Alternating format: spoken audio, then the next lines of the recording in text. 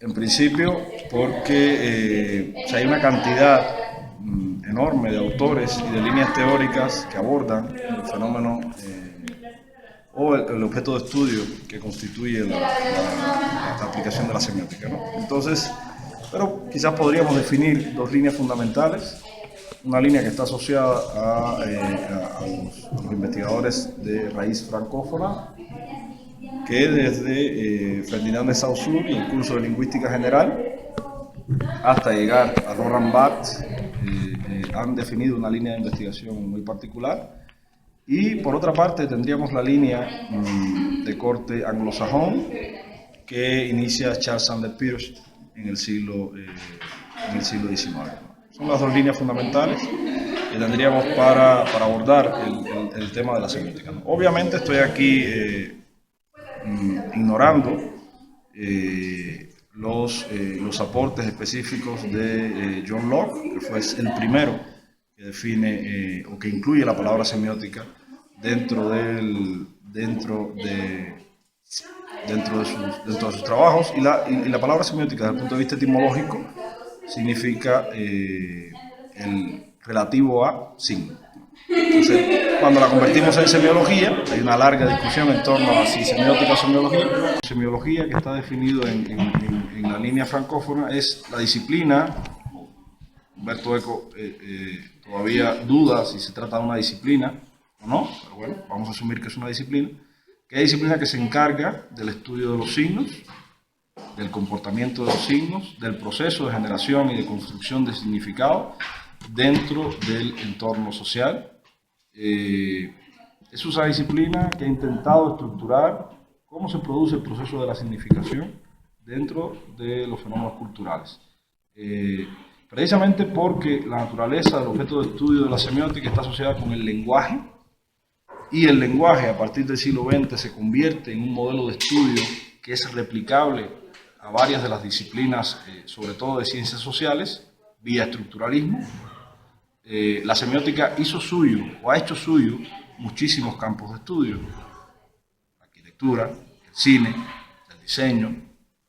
Muchos son susceptibles de interpretación a partir de los modelos de análisis de la semiótica, y allí la semiótica busca interpretar cómo se construye el significado, cómo surgen los signos dentro de esos fenómenos culturales, ¿no? Dentro de esas manifestaciones culturales. Entonces, bueno, eso sería de manera muy general, habría muchísimo de qué hablar. No voy a continuar. ¿Cómo la semiótica se aplica al sistema de la moda? Bueno, precisamente como casi se convirtió en una disciplina omniabarcante, que trató de explicar todos los fenómenos de la cultura a partir de estas construcciones, la moda también cayó bajo su campo de análisis, y el proceso empieza justamente por entender cómo la moda se constituye como un fenómeno social. Cómo la moda se constituye como un fenómeno social, no ya como producto de una situación histórica determinada, no ya como producto de determinadas explicaciones de índole sociológica que vendrían, por ejemplo, vía George Simmel, o que vendrían, por ejemplo, de la archiconocida teoría del Zeitgeist de los alemanes, sino que desde la óptica semiótica, está enraizada en el análisis estructural, la moda se explicaría como un fenómeno autorreferencial.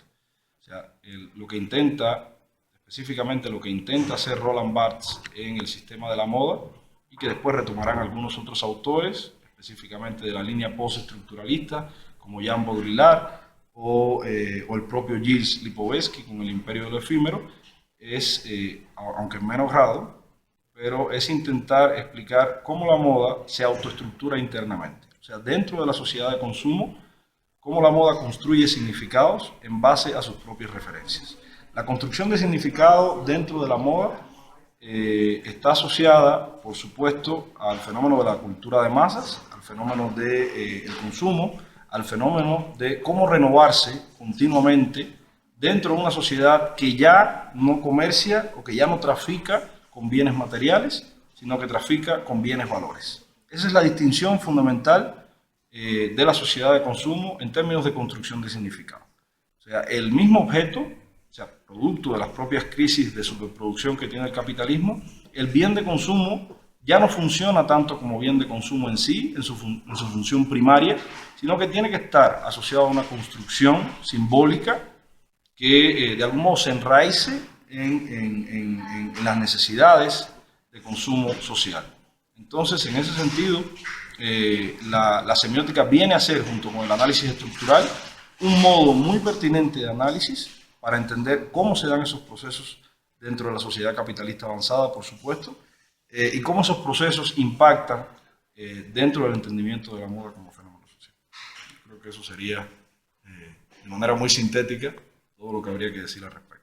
Bueno, quien ha establecido el programa de investigación y el programa de análisis fundamental de lo que podríamos llamar la semiótica de la moda ha sido justamente Roland Barthes. Entonces, en base a Roland Barthes es que se está estructurando, estructura básicamente la metodología de análisis. En su libro El sistema de la moda, Roland Barthes establece lo que vendría a ser, o lo que vendrían a constituir los signos fundamentales dentro del sistema de la moda y toma de modo particular un objeto de estudio que son las publicaciones de moda. ¿Sí? Dentro de las publicaciones de moda, Roland Barthes empieza a hacer una especie de análisis del discurso a partir de la dicotomía, que es de este carácter dual del signo que ya ha estado establecido durante mucho tiempo, a partir justamente de Ferdinand, que es la distinción entre significante y significado. En base al significante y el significado, o sea, en base a este soporte, podríamos llamar el soporte material del signo, y al significado, que vendría a ser el concepto de la palabra, en definiciones muy pueriles y muy primarias, Roland Barthes hace la distinción entre, o sea, aplica este modelo de análisis, que es de carácter esencialmente estructural o estructuralista, al sistema de la moda y distingue entonces lo que podríamos llamar el vestido real, el vestido imagen y el vestido escrito. El vestido escrito constituye justamente los textos asociados a las publicaciones de moda, el vestido imagen asociado obviamente a las imágenes, y el vestido real es el referente de ambos signos. La conclusión que establece desde el inicio Roland Barthes es que es imposible analizar por la cantidad de variables que implicaría analizar el vestido real. Es imposible. Entonces pasa, obviamente, a analizar sobre todo el vestido escrito. O sea, cómo se construye a partir de los textos el significado, cómo se entiende ese significado dentro de las publicaciones.